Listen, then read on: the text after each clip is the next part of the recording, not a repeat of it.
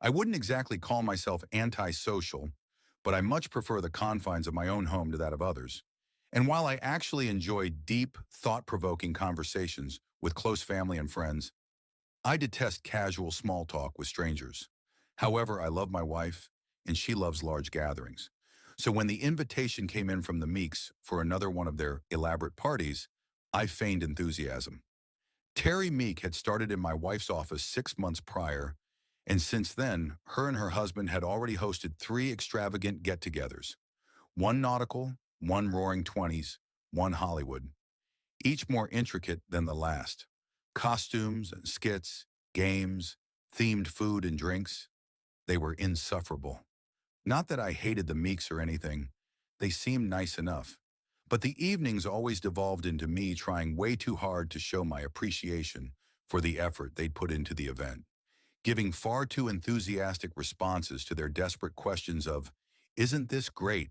Isn't this so much fun?" And this night was promising to be no different. We arrived dressed in our best, my wife in a shimmering gown to reflect icicles, blending right in with the winter wonderland decor shrouding every inch of the Meeks home.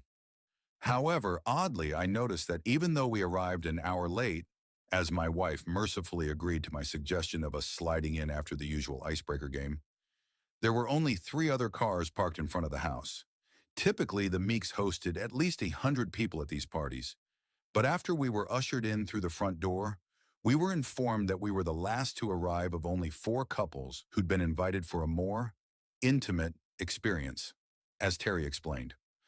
Herding us into the basement, the venue where the main event games always took place, we were all intrigued when the Meeks did not follow the rest of us. Yet intrigue turned to alarm when we heard what appeared to be a newly installed, heavy metal door slam and lock behind us, followed by Terry's voice over an intercom, encouraging us down the steps. When we reached the bottom, we found that the space was decorated differently than for previous evenings.